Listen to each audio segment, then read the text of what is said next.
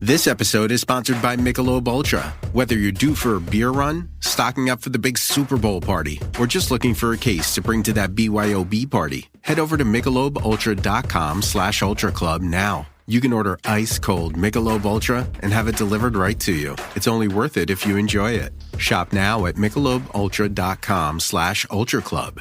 Enjoy responsibly. LDA 21 and up.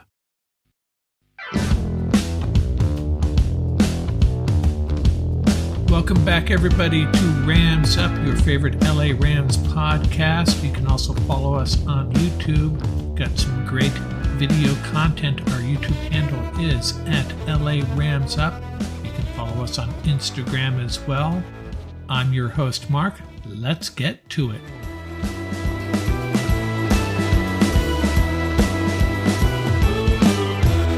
Welcome back, everybody. Episode 161 of Rams Up. And this episode dedicated to a review of Super Bowl 57, the Chiefs 38, the Eagles 35. And we'll wrap things up with some news and notes.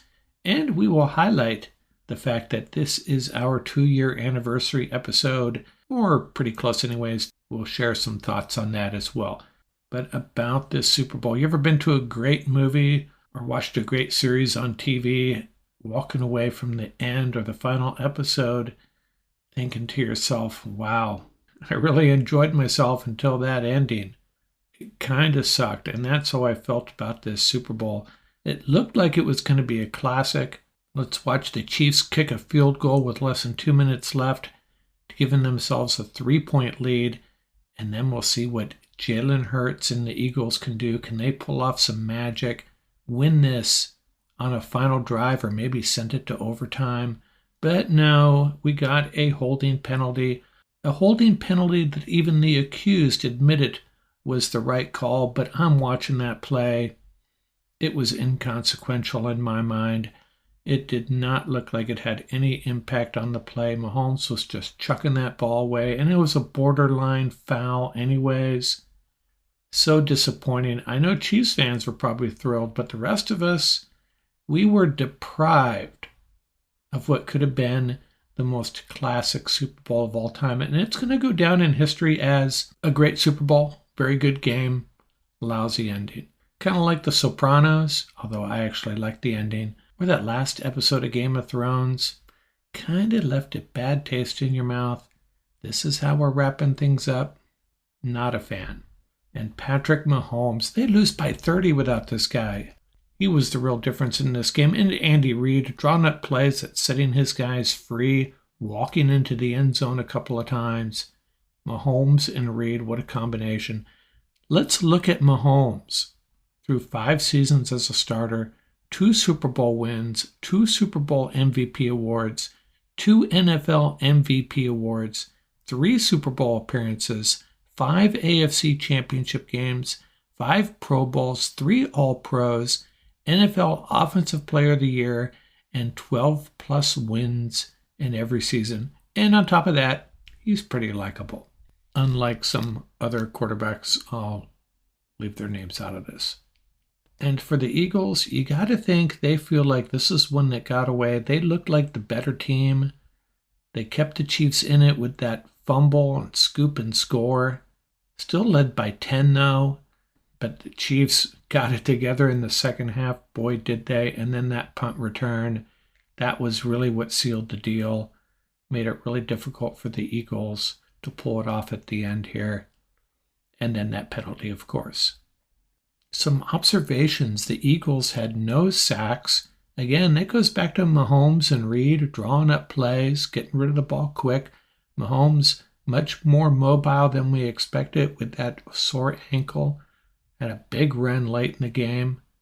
Isaiah Pacheco averaged 5.1 yards per carry, 76 yards total. He was a difference maker in this game, kind of under the radar, but he really did make a difference. He was the only player that had an impact on this game on the ground, aside from the 2 quarterbacks, that is. The other running backs, much ado about nothing. And the Chiefs, we always think of Tyreek Hill and these other great wide receivers they've had, Sammy Watkins. They did it without a big-time producer at wide receiver in this game. Smith-Schuster finished with 7 catches for 53 yards. Kelsey, of course, had 81 yards. And on defense, 2 guys that really stood out. Nick Bolton, he flashed several times for the Chiefs out of the safety position, and his counterpart on the Eagles, Chauncey Gardner-Johnson. Wow, what a hit he laid on Pacheco. Both these guys left their mark on this game. I mentioned Pacheco being the only running back that impacted this game. Aside from the Hurts, Eagles ball carriers, 17 carries for 45 yards. The receivers did some damage. Deonta Smith, 100 yards. A.J. Brown, 96 yards. Goddard, 60 yards. On the Chiefs side, it was really just Kelsey with the 81 yards receiving. And I don't know what happened to Valdez-Scantling. 116 yards in the AFC Championship game. 0 targets in this game. But sadly, what are we going to remember from this game? We'll remember that scoop and score. We'll remember the punt return. We'll remember Jalen Hurts and Patrick Mahomes making incredible plays throughout the course of this game. But the last thing I will remember is the borderline holding call that pretty much put an end to a great game. Very anticlimactic. It was just like all the air got let out of the room I was watching it in. Oh well, this game's over. We're not going to see that great ending we were all anticipating. Everybody saw it coming. Hold the Chiefs here, force the field goal, and let the fun begin. Didn't happen. We'll be back in a second to wrap things up. And then later on this week, we'll get back to looking at draft prospects, looking at Ram position groups, and sharing some more mock drafts. And hopefully sometime next week, we will share our interview with Jason Bailey of the South End Zone podcast. He's an expert on college football prospects. We're going to have a nice discussion with him, trying to highlight guys the Rams should be interested in, racking and stacking players at positions of need. It's all about getting ready for the NFL draft. The action never ends at DraftKings Sportsbook, especially this summer, with tons of ways to bet on all of your favorite sports. You can throw down on all the major action for baseball, golf, MMA, and more. Plus, with same-game parlays, spreads, money lines, over-unders, and props, your betting options feel endless. Download the DraftKings Sportsbook app now. Use promo code TPPN. Make your first deposit and get a risk-free bet up to $1,000. That's promo code TPPN. Only at DraftKings Sportsbook. Minimum age and eligibility restrictions apply. See show notes for details.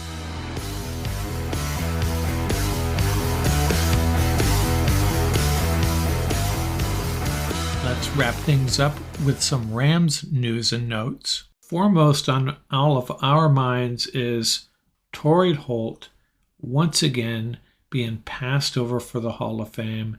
Pretty disappointed over here at Rams Up. Thought for sure he was going to be in. Most of the pundits were predicting this would be the year for Torrey, and it turned out it wasn't. Rondé Barber, Ken Riley, but no Torrey Holt. Are you kidding me? Don't get it. Sometimes I wonder if it's just this anti-Ram contingent that's in the Hall of Fame already, that Terry Bradshaw and the 49er crowd. I can only guess. All these guys get votes.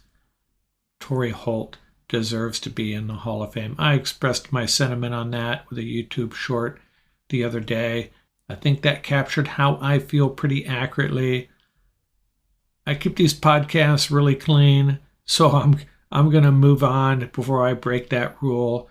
Let me just say one more time, I can't say it more emphatically, Torrey Holt is a Hall of Famer in my book. The one thing they did get right, fortunately, Don Coryell finally inducted into the Hall of Fame. The mastermind behind the Air Coryell offense and so many great offenses branched out from that. This guy should have been in 10 years ago as far as I'm concerned. I've been calling for it for several years.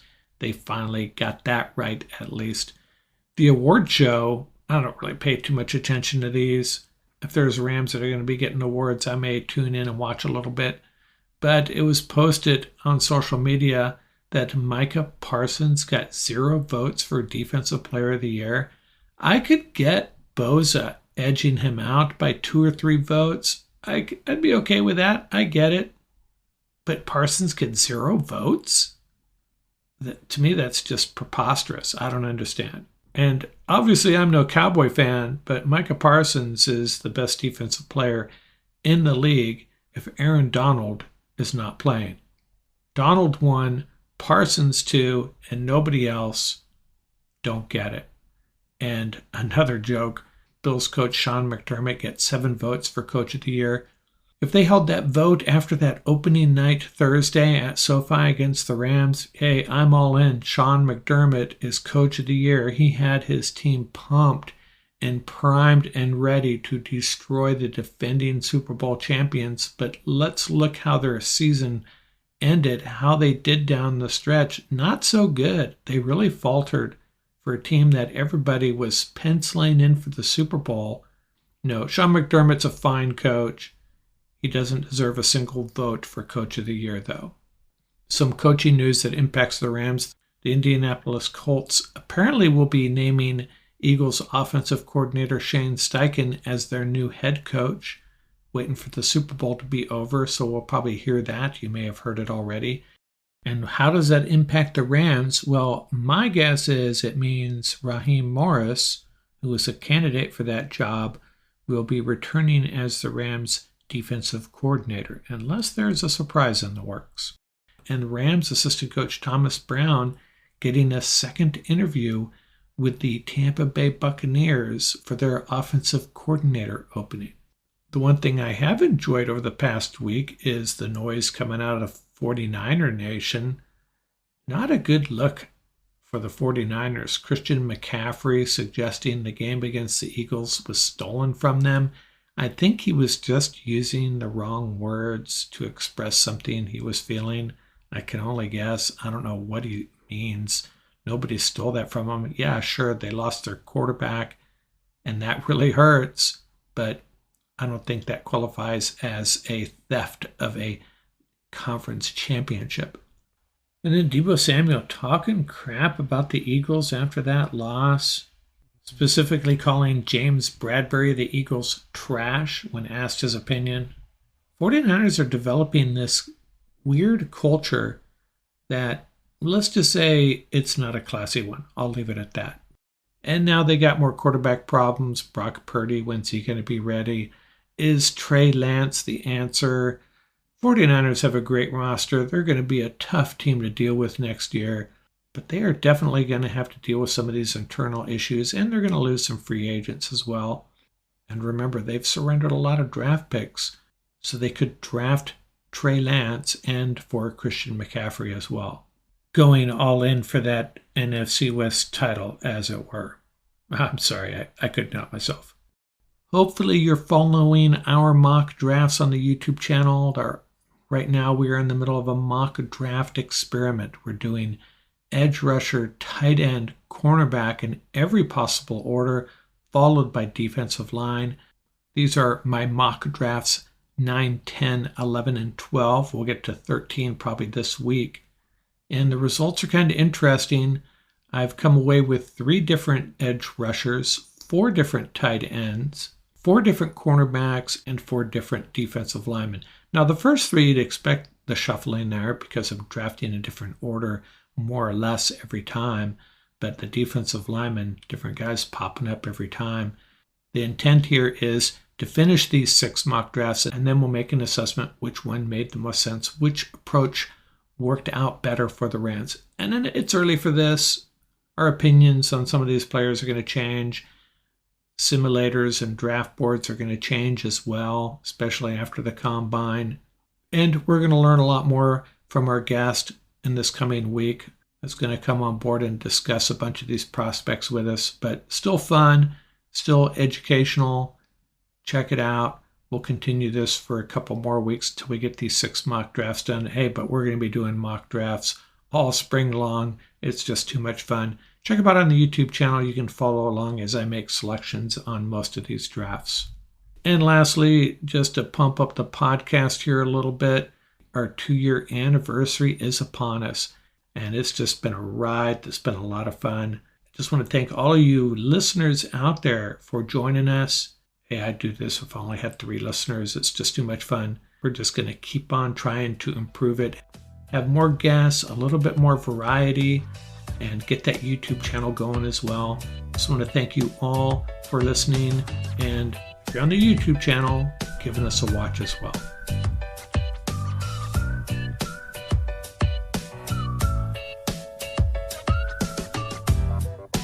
That's going to do it for this episode. Remember, you can reach us at ramsuppodcast@gmail.com. Visit our website at ramsup.com. And don't forget about our YouTube channel. Our handle is at laramsup.com. Till next time, keep the horns up, stay safe, and have fun out there. Music courtesy of the YouTube audio library. Tracks featuring Bar Crawl by Track Tribe, Buckeye Bonzai by Vans in Japan, and Crimson Fly by Huma.